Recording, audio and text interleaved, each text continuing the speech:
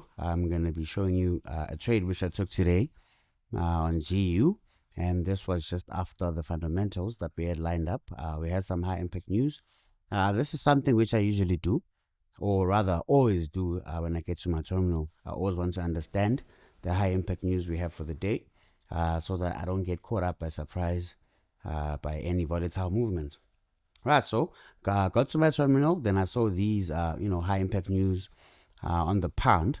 Right, I have been looking at the pound since last week. Right, I have been looking at the pound since last week, so I'm going to be taking you through the trade idea and how I executed this.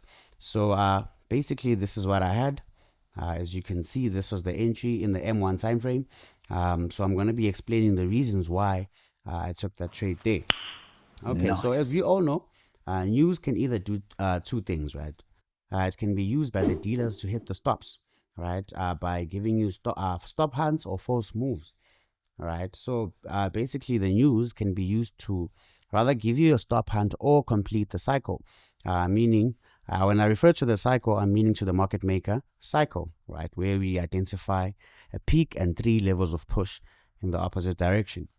So I always, want to look at my higher time frame so I get an understanding of, what this pair is doing. So looking at GU, looking at it from the weekly, what we can see here is price got into the demand, right? Why is this demand valid? As you can see, as the market was ebbing and flowing to the upside, we broke structure. All right, so we are looking at this break of structure right here. All right, as you can see, that big candle, that's actually the weekly time frame. So all this tells us about the activity for that week on this candle. So as you can see, broke structure, then price then came back. So where price returned to is the zone which is responsible for the break of the structure. So it was very easy to see where this was heading to. So moving down to the daily, this is what we have. This is where you can actually see it with clarity. Right, we have this demand area right here. Right, so price had already moved from there. Right, so I missed the peak, so I was just going to be looking for buy setups along the way. All right, so as you can see from here, as the market was ebbing and flowing to the upside, giving us consecutive higher highs, a higher low, higher highs, and higher lows. Right, recently what price did is price is actually got to an area, a supply area. As you can see, this is the reason why we broke structure, drop, base, drop, right? But looking at this from the higher time frame, I understood that I'm going to be looking for buys. So it's always important to check your news, because most of the times the news is in line with the cycle, right? So it's in line with your market structure, basically. So I took this trade from the M1 time frame. I'm going to take you through that. I took this trade right here. Right, as you can see, we had a demand area here. We also had another demand area here. Right, but at the same time, some people might be looking at this and they would say, but we've got a supply area here. Why would you buy into that? Right, so I'm going to be explaining that. As you can see, what the market has been doing is market has been giving us higher highs, higher lows, higher highs, higher low. So we are in a defined uptrend, right? So we have this area being broken, right? So as you can see, rally, base, rally. So looking at it from the M1 time frame, let me take you down, so you guys have a better understanding behind the trade idea. Okay, so this is what happened. So this is the only time I actually moved down to the M1 time frame, when I'm about to execute, right? That's the only time, because I'm looking to actually minimize my risk whenever I'm trading. So when I got to my terminal, this is what I saw. All right, very simple structure. We had a demand area at this level, as you can see.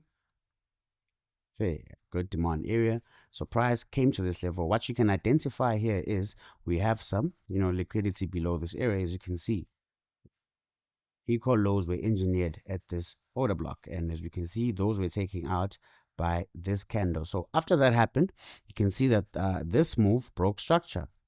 Right, this move broke structure within that zone, came back down. As you can see, we also have some liquidity being grabbed right at this point, came back down, and then that is actually where I entered the trade. I entered the trade somewhere here. Right, that's where I entered the trade. Why? Because price was jumping off that demand area, right? And also there was news. So pretty much most of the times, the dealer will always show you signs about where he's going to. Right, so that was today's trade, and just with that one trade, I was actually able to pass this one phase account. Right, so this is the reasons why I always talk about being selective. Nice. Right, you don't have to trade 10,000 pairs or 10,000 times for you to make money. Right, you just have to be selective. So yes, this has been passed. So basically, the minimum trading days here is 5. So in this case, since I passed it in one day, I'll just have to wait for the other days and just place some low risk trades, just so you reach that, and then you get the actual account.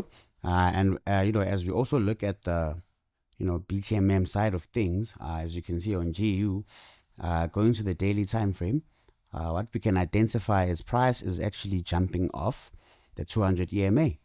Right at the same area, we do have an order block. So pretty much easy to understand where this is heading. So this move right here was because of NFP, right? But I mean, if you're going to count your levels just by looking at the H1 time frame, you can see a flow of price being level 1.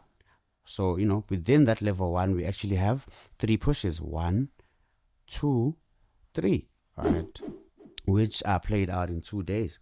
Right, so that's level 1 into a consolidation.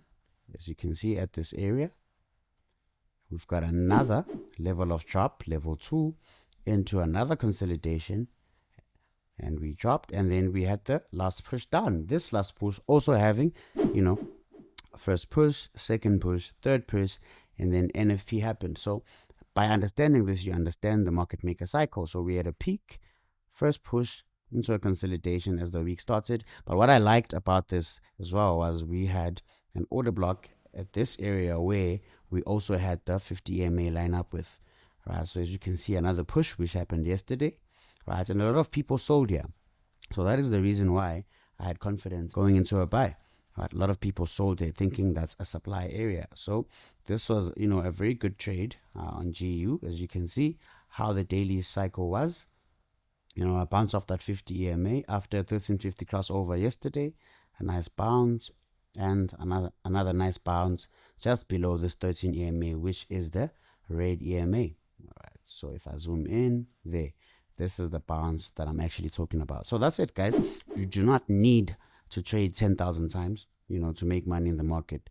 It's very important that you stay disciplined and you are very, very, very selective. All right, cheers, guys. If you're new here, don't forget to hit that subscribe button, leave a like, and leave a comment. Also, check out our free Telegram channel, which you can join through the link in the description below.